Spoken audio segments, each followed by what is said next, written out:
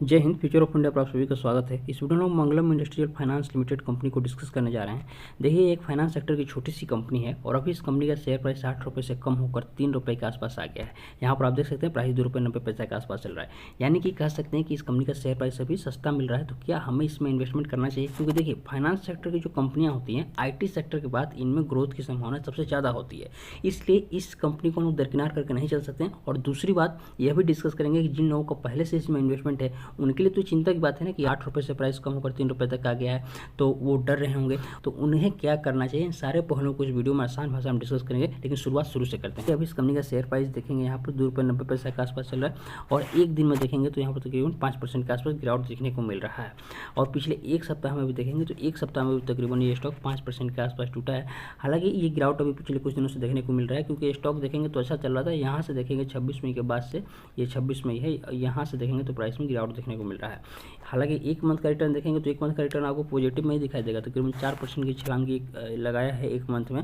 पिछले 6 मंथ की बात करें तो 6 मंथ में देखेंगे तकरीबन 44-45% के आसपास से स्टॉक टूटते हुए नजर आएगा। जैसे आमतौर पर सभी पेनी स्टॉक्स में होता है कि लंबी अवधि का जब हम बात करते हैं तकरीबन 6 मंथ के आसपास, तो उनमें ज़्यादातर स्टॉक्स का जो रिटर्न होता है माइनस में ही आपको देखने को मिलता है। और चार्ट पर आप देखते हैं तो ग्राफ आपको ऐसे डाउन ट्रेंड में जाते हुए दिखता है। सबसे पहले हम लोग यहाँ पर मंगलम इंडस्ट्रियल फाइनेंस लिमिटेड जो कंपनी है, इस कंपनी का चार्ट के माध्यम से ये समझ लेते हैं कि आने वाले शॉर्ट टर्म में इस कंपनी का चार्ट के माध्यम से, यानी कि टेक्निकल एनालिसिस के माध्यम से इसका शेयर प्राइस कहाँ तक जाएगा। और उसके बाद फिर हम लोग काम और फंडामेंटल को डिस्कस करते हुए मैंने जो शुरू में बातें बताई उस पर डिस्कस करेंगे। तो यहाँ पर देखेंगे अभी मैंने एक साल का इस कंपनी का चार्ट ओपन किया हुआ और एक साल का चार्ट पर जो आप देखेंगे तो आप पाएंगे कि ये जो लेवल है 4 रुपये का लेवल, ये काफ़ी इंपॉर्टेंट लेवल था इस कंपनी के शेयर प्राइस के लिए, जो कि दिसंबर और जनवरी 2023 में देखेंगे तो ब्रेक करते हुए कंपनी का शेयर प्राइस सीधे आ गया 2 रुपये के आसपास। और यहाँ से देखेंगे 2 रुपये के आसपास से यहाँ से रिवर्स मार कर फिर प्राइस ऊपर गया और 3 रुपये के आसपास अभी ठहरा हुआ और 3 रुपये से लेकर 2.5 रुपये इसी के बीच में कंसोलिडेट करते हुए नजर आ रहा है। और चूंकि इस कंपनी का शेयर प्राइस अभी आप देखेंगे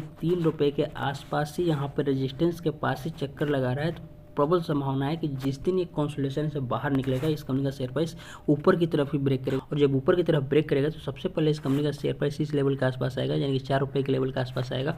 और 4 रुपये के आसपास कोई मेजर रेजिस्टेंस नहीं है तो इजीली इसको ब्रेक करके इस कंपनी का शेयर प्राइस 4.5 रुपये तक जाते हुए दिख सकता है। यानी कि शॉर्ट टर्म में इसमें एक अच्छी खासी ग्रोथ आपको देखने को मिल सकती है जिस दिन ये कंसोलिडेशन से बाहर निकलेगा। क्योंकि कंसोलिडेशन इसमें कोई भी स्टॉक ज़्यादा दिनों तक नहीं रहता है और जब उससे बाहर निकलता है तो जितने लंबी अवधि तक इसमें टाइम बिताया रहता है उतना ही लंबी छलांग किसी भी स्टॉक के शेयर प्राइस में देखने को मिलती है। तो ये तो चार्ट के माध्यम से समझ में आ रहा है कि जब भी इस स्टॉक ये कंसोलिडेशन से बाहर निकलेगा इस कंपनी का शेयर प्राइस ऊपर जाएगा। तो यहाँ पर हम लोग Mangalam industrial and finance limited company के सबसे पहले काम की बात करते हैं। तो देखेंगे ये कंपनी जो है एक NBFC कंपनी है और NBFC में मतलब नॉन बैंकिंग फाइनेंशियल कंपनी है जो कि RBI से रजिस्टर्ड है और कोलकाता का जो RBI ब्रांच है वहाँ से ये कंपनी रजिस्टर्ड है। और देखिए ये various financial services solution provide करते हैं। ऐसा नहीं कि NBFC कंपनी है तो सिर्फ लोन ही बांटती है। देखिए, फाइनेंस सेक्टर जो कंपनी होती है वो सिर्फ लोन देने का काम नहीं करती बल्कि इन्वेस्टमेंट से लेकर ट्रेडिंग तक का भी काम ये कंपनियां करती हैं। तो ये फाइनेंस सेक्टर की कंपनी है और छोटी सी कंपनी, तो आने वाले समय में इसमें ग्रोथ की प्रबल संभावना है। ये तो काम की बात होगी। फंडामेंटल की बात करते हैं तो देखिए कंपनी का फंडामेंटल कुछ बहुत बढ़िया नहीं है, क्योंकि मार्केट कैप देखेंगे तो 300 करोड़ के आसपास है, ये ठीक है। लेकिन मार्केट कैप के अलावा और भी चीज़ें देखनी होती है, जैसे शेयर प्राइस बुक वैल्यू से अच्छा है, ये भी चीज़ें, दो चीज़ें इसमें बहुत अच्छा लग रहा है। लेकिन कंपनी का रिटर्न ऑन इक्विटी और ROE देखेंगे, ROE और ROC तो ये माइनस में, जो कि बिल्कुल ठीक नहीं है। यानी कि आपके इन्वेस्टमेंट पर कंपनी अभी ये देखने से ऐसा लग रहा है कि साल भर में कुछ कमा के नहीं देगी, ये जब तक ये पॉजिटिव में नहीं आता है।